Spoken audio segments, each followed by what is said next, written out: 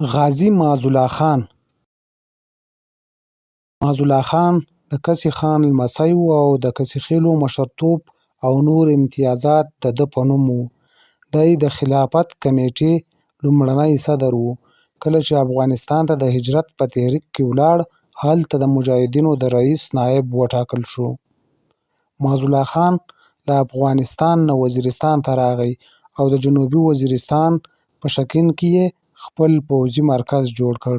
پر هندي مجاهدینو، بنوڅیو او خوستوالو سربیره 1500 مسجد او 1500 وزیر غازیان هم ورسره وو.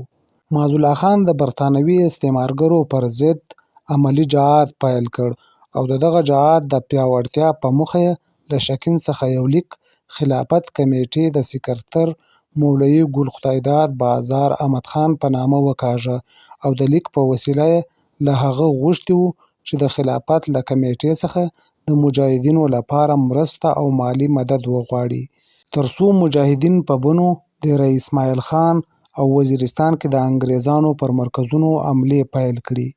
مولوي ګل خدای داد ډیلي ته ولاړ او مولانا آزاد ته یې لیک وسپاره. مولانا آزاد ورته وویل معزالله خان ته ووایه چې هغه په کرار کښیني، ځکه زموږ تحریک په عدم تشدد ولاړ دی.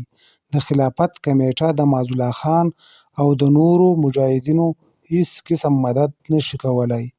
انګریزانو په احتجاج سره معزالله خان د افغانستان د حکومت په وسیله کابل ته وغوښت او څه موده وروسته په کابل کې وفات او همهلته خاورو ته وسپارل شو او د پښتنو د ازادۍ ارمان یې له ځانه سره قبر ته یووړ. خو د هغه ازادي غوښتونکي کارنامې د افغانانو د تاریخ یو باب جوړوي.